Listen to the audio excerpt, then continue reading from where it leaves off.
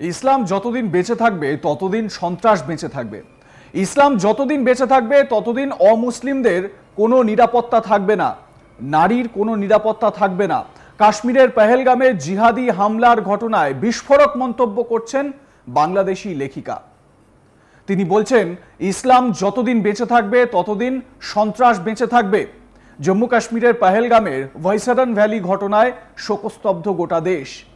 সেনাবাহিনীর পোশাকে ওই এলাকায় গিয়ে পর্যটকদের উপর এলোপাথারি হামলা চালায় সন্ত্রাসীরা। সন্ত্রাসীদের হামলাতে গুরুতর জখম হন পর্যটকরা। তাদের চিকিৎসার জন্য হাসপাতালে নিয়ে যাওয়া হয়, তবে চিকিৎসা চলাকালীন মৃত্যুর কোলে ঢলে পড়েন পর্যটকরা। এই ঘটনা প্রসঙ্গে এবার বিস্ফোরক পোস্ট করলেন বাংলাদেশের বিখ্যাত লেখিকা তাসলিমা নাসরিন। তিনি নিজের ফেসবুকে লিখেছেন, ইসলাম যতদিন বেঁচে থাকবে ততদিন সন্ত্রাস বেঁচে থাকবে। এই হচ্ছে তার পোস্ট। বাংলায় তিনি পোস্ট করেছেন এবং তিনি লিখছেন, ইসলাম যতদিন বেঁচে থাকবে ততদিন সন্ত্রাস বেঁচে থাকবে। ইসলাম যতদিন বেঁচে থাকবে ততদিন অমুসলিমদের কোনো নিরাপত্তা থাকবে না, মুক্তচিন্তক এবং যুক্তিবাদীদের কোনো নিরাপত্তা থাকবে না, নারীর কোনো নিরাপত্তা থাকবে না।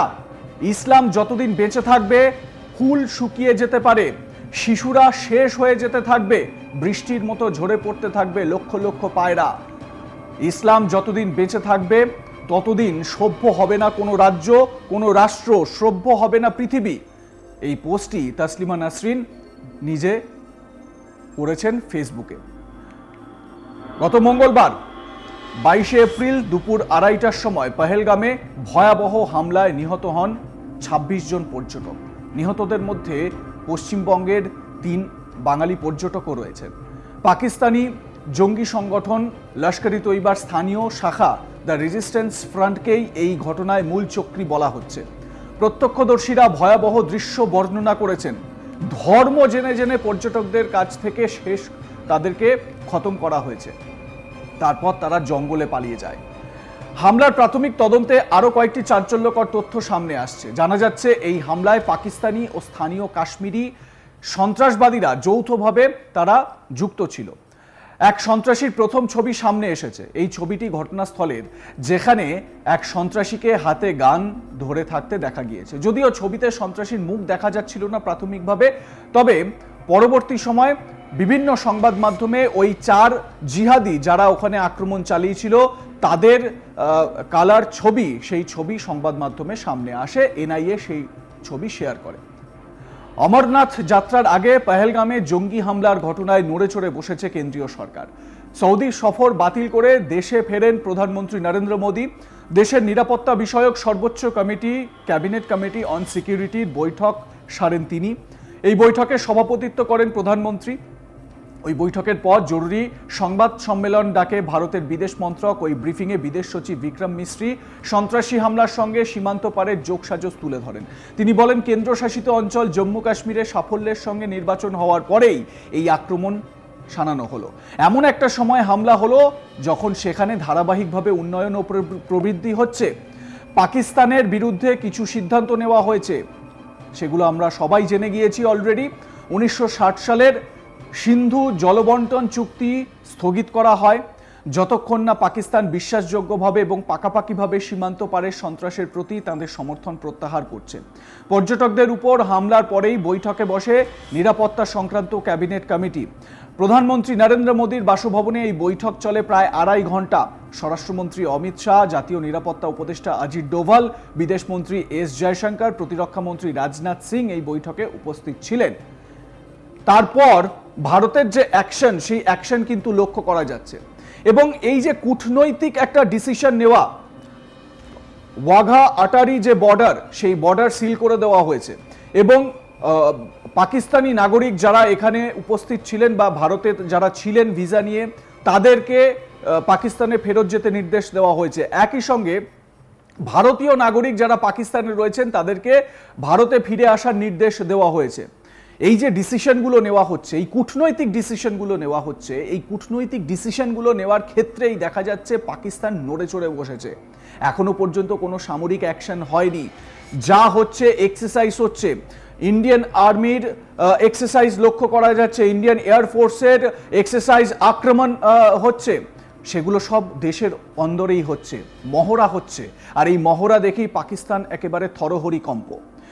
অলরেডি এই যে সিন্ধু বা ইন্ডাস্ট্রিটি যে বন্ধ করা হলো, স্থগিত করা হলো, এই ইন্ডাস্ট্রিটি স্থগিত করাকে যুদ্ধ হিসেবেই দেখছে পাকিস্তান, এমনটাই পাকিস্তানি ডিপ্লোম্যাটরা তারা ব্যাখ্যা করছে। যদিও ভারতের তরফ থেকে পরিষ্কার করা হয়েছে, ভারত সার্বিকভাবে যা যা সিদ্ধান্ত সেগুলো কিন্তু লিখিত আকারে এবং তাতে ভারত সরকারের স্ট্যাম্প রয়েছে, ভারত সরকারের সহমতি রয়েছে, সেই সংক্রান্ত সমস্ত কিছু প্রকাশ্যে আনা হয়েছে। আর এতেই কিন্তু নড়ে চড়ে বসেছে পাকিস্তান। পাকিস্তান এখন এই মুহূর্তে বলা যেতে পারে একটা টার্ময়েল সিচুয়েশনে আছে, কি করবে কি করবে না সেটা তারা বুঝে উঠতে পারছে না। যদিও ভারতীয় বিভিন্ন প্লেন বা ভারতের জন্য পাকিস্তানের বায়ুসীমা তারা বন্ধ করেছে, এই একটা স্টেপ পাকিস্তানের তরফ থেকে নেওয়া হয়েছে। কিন্তু ভারত যে স্টেপগুলো নিয়েছে সেই স্টেপগুলোতে ফুয়েল, তেল বা রসদ, তেলের রসদ পাকিস্তানের কাছে পৌঁছতে পারবে না, পৌঁছতে অসুবিধা হবে। আর তেল না থাকলে আমরা সবাই জানি এই মুহূর্তে বিশ্বে কোনো কিছুই করা সম্ভব নয়। পাকিস্তান এই জায়গাটাতেই ভয় পাচ্ছে।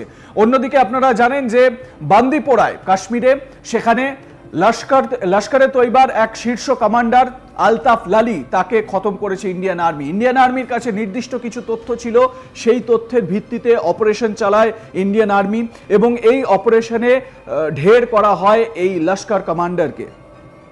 স্বাভাবিকভাবে এই ঘটনায় কিন্তু ওপারে যে লঞ্চ প্যাডগুলো রয়েছে, জঙ্গি লঞ্চ প্যাডগুলো, যেখান থেকে এই আক্রমণের প্ল্যানিং প্লটিং করা হচ্ছে, যেখান থেকে নাকি জিহাদিরা ওপারে তৈরি এই লঞ্চ প্যাডগুলোতে, সেই লঞ্চ প্যাডগুলোতে কিন্তু আলোচনা শুরু হয়ে গেছে। একদম বলা যেতে পারে তাদের মধ্যে এই মুহূর্তে প্রিপারেশন চলছে কিভাবে ইন্ডিয়ান আর্মির এগেনস্টে কমব্যাট করবে, যদিও কমব্যাট করার রাস্তা কিন্তু তারা দেখতে পাচ্ছে না। আমরা যদি পাকিস্তানের সিনারিওটা দেখি তাহলে পাকিস্তানের একেবারে তিনটে ফ্রন্ট বা থ্রি ফ্রন্টিয়ার। একটা যেরকম আমরা জানি যে ভারতের সঙ্গে যে তাদের যে ফ্রন্ট রয়েছে সেটা, অন্যদিকে বালুচিস্তান, যেখানে বালুচ লিবারেশন আর্মি তারা ভীষণ রকমভাবে অ্যাক্টিভ। কয়েকদিন আগে ট্রেন হাইজ্যাক করে টানেলের মধ্যে নিয়ে গিয়ে একটা নমুনা মাত্র দিয়েছিল এই বালুচ আর্মি। অন্যদিকে খাইবার পাখতুনখোয়া, যেই জায়গায় তালিবান আফগান সোলজাররা তারা একেবারে রেডি হয়ে রয়েছে, পাকিস্তানি আর্মিকে তটস্থ করে রেখেছে।